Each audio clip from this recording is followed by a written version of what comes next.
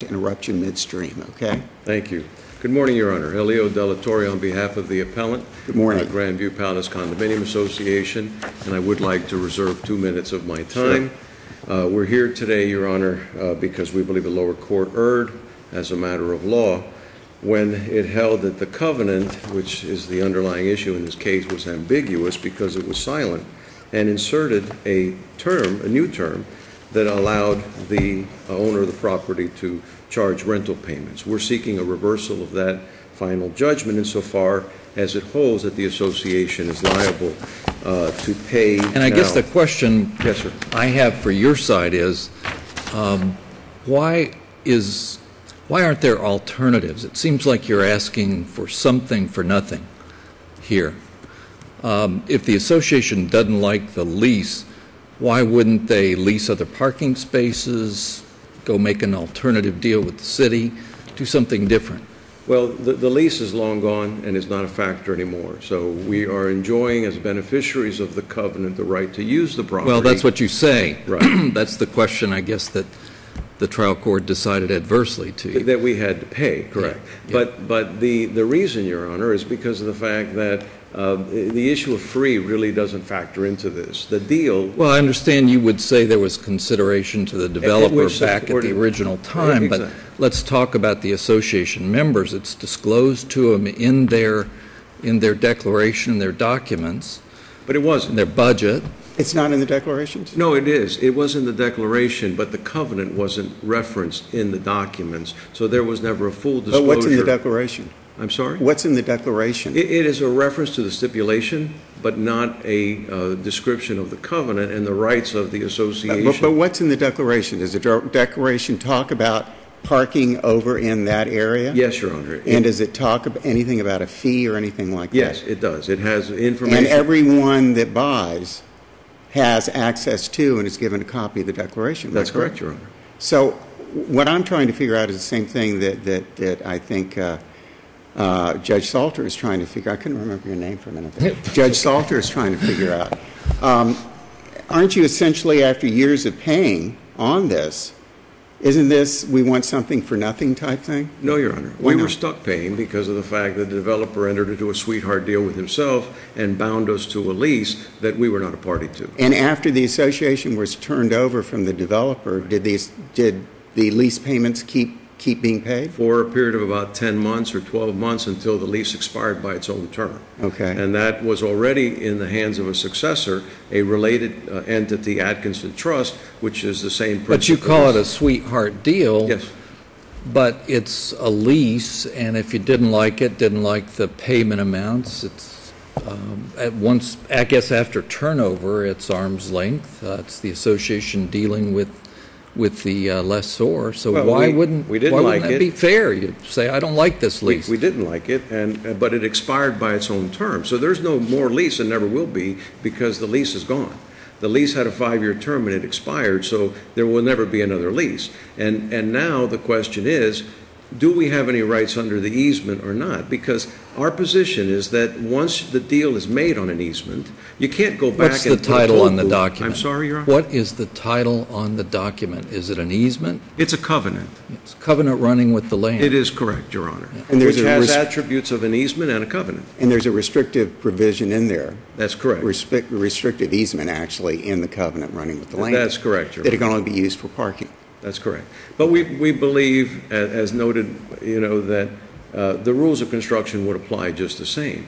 But fundamentally, when the deal was cut, it gave us the right, the permission to use that property. And you can't go back and put a toll booth in front of it and say that every time you subsequently use the property, you have to pay over and over and over again, because that is against the terms of the covenant, which were frankly clear and concise and unambiguous. Well, does the condominium association plan on not using that property for parking anymore? Not at all, Your Honor. As a matter of fact, without that property, the condominium property is not compliant. Well, then aren't you asking for something for nothing? I go back to my same question. What you're asking is, you're asking the owners to say, supply us this parking, but we're not going to pay you anything, and you can't do anything else. We're saying to the owner, you already made your deal, now live with it.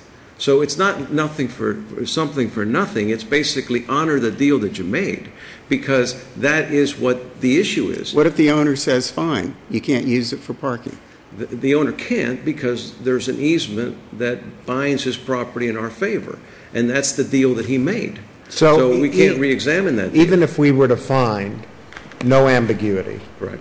and that silence does not permit the charges or the fees, this was a non-jury trial. It was a trial, right? So the court made sufficient findings, did it not, that we could affirm on the basis of waiver and estoppel? No, Your Honor. Even if the court didn't announce that it was relying upon waiver and estoppel, why is there not sufficient evidence in the record for us to affirm on that basis? Because there are three separate reasons, and very clearly it wasn't our right to waive, meaning that that right belonged to the city. The city negotiated the covenant in order to eliminate the possibility of street parking. So it wasn't our right to waive. Secondly, we didn't have knowledge of the covenant when we purchased the property. So, because it wasn't in the prospectus or the recorded declaration of condominium. And lastly, there was no relinquishment of any right by virtue of the payments, because again, we didn't have full knowledge of the issue. So, independent of the way the court ruled and the fact that there was an ambiguity because of the silence in the covenant, we believe that waiver and estoppel would be inapplicable in the instant case for those reasons. And we were not a party to the lease, so and we were not a party to the covenant, so therefore any course of conduct in connection with the lease would be irrelevant for the purposes of intent, because we were simply not a party. What the appellees are arguing, in contravention to the clear case law that exists, which is you can't add new terms, they're basically perverting that argument and saying the covenant does not have an intent to preclude us the ability to charge. There's no intent to preclude, a double negative. So therefore, if you say we can't charge, then you're inserting a new term in violation of the law. That is a construction, that is an argument that runs afoul, because under that argument, you could add any term to any written document and be able to simply just argue that you're simply adding... You'd never be able to create a contract that can exclude the possibility, any possibility in the future, right? That's correct. And certainly we cite the case law for the proposition that the silence in the document is to be considered as an intent by the parties to exclude the term and also make it compliant with the zoning laws of the North Bay Village municipality, which clearly prohibit the commercial parking lot and also provide that you can't lease the required parking for a multi-unit condominium or apartment building. And this was testified to by the building official at trial. And certainly we would argue and have argued that those laws are incorporated into what the intention of the parties were. Is the covenant recorded anywhere? Is it a public document? Yes, it is. And so are people on notice of the existence of that public record? It certainly... Well, you said that one of your cornerstone arguments in the waiver and estoppel is that you didn't have knowledge, and if you didn't have knowledge, then you can't voluntarily relinquish a known right if you don't know of its existence. So why are you not on notice of the existence of that public record in the covenant? Well, that constructive notice, the argument does exist. I agree, but certainly it was certainly an intentional act by the developer to exclude the information regarding the covenant from the prospectus, which is designed to give proper disclosure of the issues to the association. But we are fundamentally, this whole notion of free, we argued extensively at trial that the consideration, which the court should not re-examine, was already charged and collected. And also there was consideration on the second round because they got the variances that they needed in order to convert the property and be able to sell units at a significant price. So the issue of free really doesn't factor into it. The issue, as we stated, is a rule of construction. If it's unambiguous and it's clear on its face, then why are we going and creating an ambiguity, which the court has now done and inserted this concept of market rate, which no one knows how to define? There we have now an ambiguity that the court has created and left us in violation of the rules and By telling you all ordinances. to get together and figure out how much it should be. Sure, that's highly unlikely in light of the fact that we don't even have a standard. North Bay Village doesn't Maybe you'd have to go back and present testimony to the trial judge as to the standard in the community for such parking. Well, interestingly, we had 2 days of testimony, Right, but I know. the court, for some reason, chose not to address that But even issue. though I'm saying maybe at this point, Right. if we do send it back, maybe the object is that go back to the trial court and present testimony as to what it is, and the trial court will have to decide. Your Honor, we weren't a party to the covenant. We are the beneficiaries of the covenant. The covenant says we don't have to pay. That deal was cut, I thought the city was the beneficiary of the covenant. but we're the successors. The You're city not the was the successors beneficiary to of the the city. covenant, but we certainly have the right under the covenant as the dominant estate to enjoy the K-lot without paying for it, because there's no reference to payment in the covenant. Thank you very much. Thank you, Mr. Chairman. We took you over, but we'll let you have a minute or two for rebuttal. Thank you, sir. Good morning. Good morning. Alvin Davis with Kimberly Donovan for Atkinson. The starting point for this issue is the finding of fact by the trial court, the finding of fact that the parking was left, who was to pay for the parking was left to the developer and the owners of the lot. That was a finding of fact. There was substantial competent evidence in support of that. The standard is, was that clearly erroneous? There was no testimony contrary to that. Based on the testimony of 2 witnesses who were at the city at the time involved in the stipulation and the covenant. Murray Dubbin was the city attorney at the time, and their testimony was they didn't consider who was going to pay for it. That wasn't an issue that the city had to deal with. That was an issue for the owner of the property and who would use it. So that was not a factor in the stipulation or the covenant. Well, what's the practical outcome here if they don't want the lease?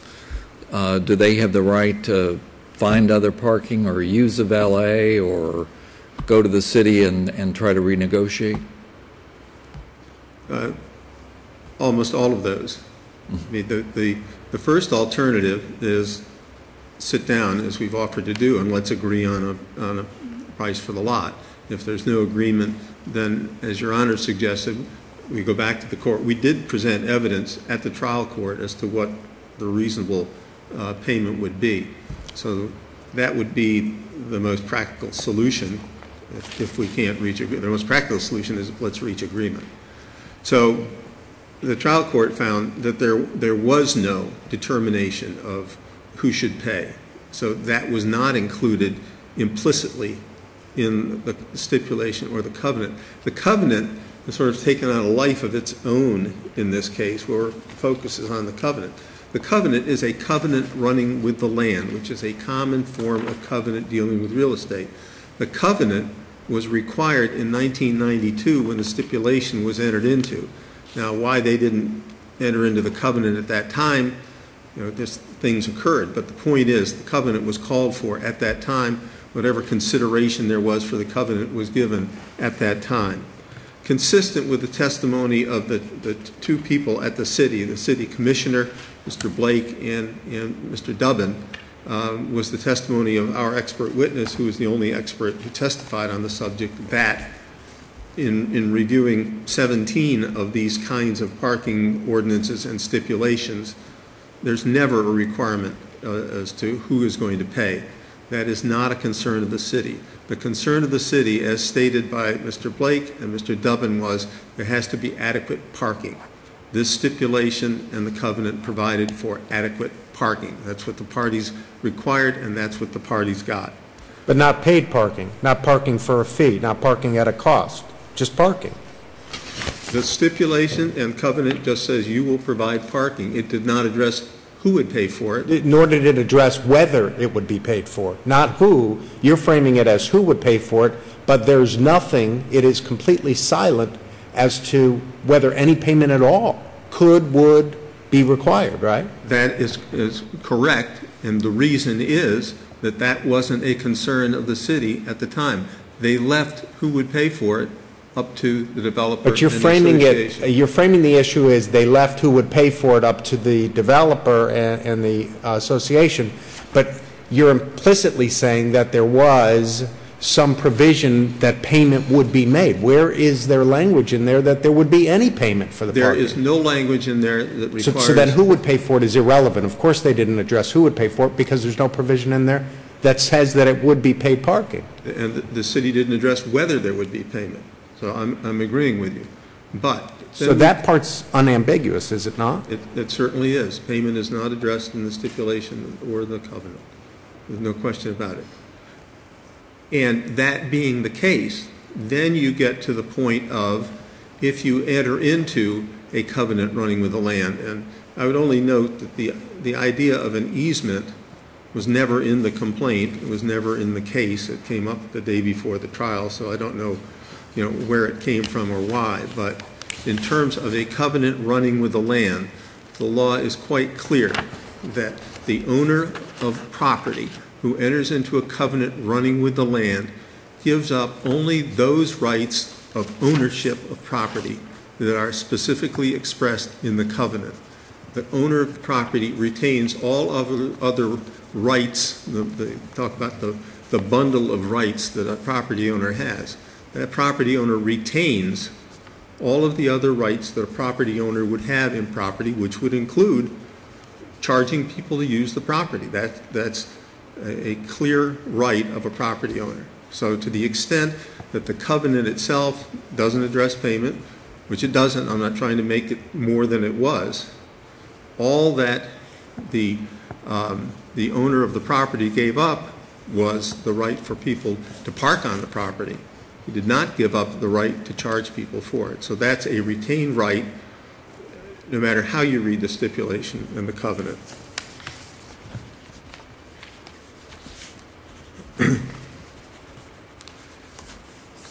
In terms of the knowledge of the members of the association of the existence of the obligation to pay, the stipulation was in the declaration, was in the information given to the potential purchasers. The stipulation references the covenant. The covenant was not included because the covenant was not between the developer and the association. The covenant applies at that point with Atkinson, so it was not a document that bound the developer. So it was not included, but it was referenced in the stipulation, and all you had to do was go look at the stipulation and you would find the covenant. Importantly here, the fact of the lease was disclosed in the condominium documents. There was even a budget in that bundle of documents that revealed the amount that was paid, that was set aside to pay the lease for the parking was included in the budget. Everyone got that. A number of people, the testimony is a number of people that were buying even got copies of the lease itself. But the point was there was ample notice. There was also the opportunity for anyone that didn't want to pay for that to opt out of the purchase. So they had 15 days after they entered into it, review all the documents. They didn't like the parking. They didn't want to pay extra for it. All they had to do was opt out. They did not do so. There's no evidence. There was no evidence at trial that anyone opted out for that reason. You then have continuous payment from the time in 1994 that the K lot was acquired through the end of 2009 for the use of that property. So it was continuous parking payment for 15 years. Everyone knew of it. Now, I want to note that this issue of the ordinance of the city, indicating the intent of the city regarding payment. Well, the intent of the city was clearly expressed by the people that drafted the document at the time. That was the intent of the city. But again, as with easement, these city ordinances were introduced at the end of time.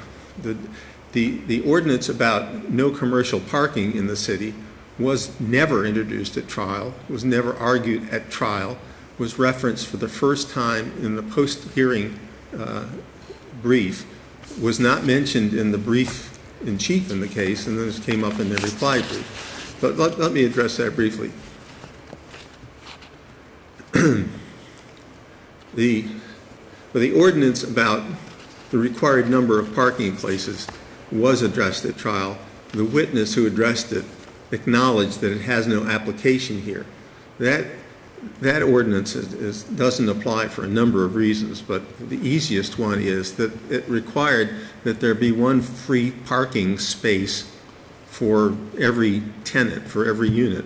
And the evidence in the case is there was one free parking space for everyone involved here. So that ordinance never comes into effect, period. And the witness, if you look at the witness's testimony, which was a bit ragged on this issue, he agreed that it didn't apply because there was one free parking place provided. Now let's turn to this commercial parking notion. Turn quickly. I'll turn Your quickly. your time's almost up. It wasn't raised at trial. We had the chief code enforcement officer testifying at trial. There was no testimony that there was a single violation of that ordinance in the 15 years that they were using the property. There was no testimony that it was a commercial lot. There was no testimony that a permit was required. There was no testimony that a permit wasn't obtained. And if, in fact, it was commercial, a permit was required, and they didn't get a permit, the resolution of that is they get cited and they go and get a permit. It does not eliminate this stipulation and this covenant. Thank you. Thank you, counsel. Thank you. The required parking for Grandview Palace is 1,119 spaces without the 183 spaces that are contained in the K lot. You cannot meet the required parking of the city for this particular size of building with this particular type of use, number one. Number two, the easement, and covered this earlier, but every easement that just says $10 and other good and valuable consideration allows you to use my land. After that is signed and recorded and the permission is granted, it's a complete document and gives a complete right to use the land. You can't go back and later charge for something you've already given permission for. That's number two.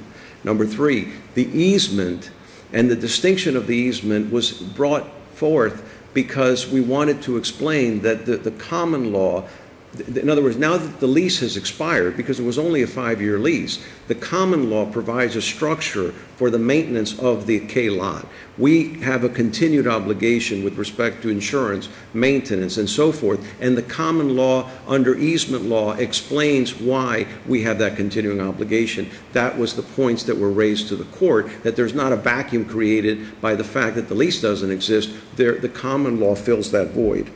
Lastly, with respect to the lease, the covenant and the condominium documents and the fact that there were leases in the condominium documents, there's all kinds of things in condominium documents that the developers do that are self-serving. That's why under Florida law, the unit owners have rights to even cancel those agreements. Even if they're long-term agreements, the association has under 718-302 the right to cancel those agreements because developers put everything inside I would have docs. thought that this would be an issue at time of turnover, that Yeah. you know, if there was concern that the lease was burdensome and that kind of thing, Right. that it would have arisen right at turnover. And when was turnover again?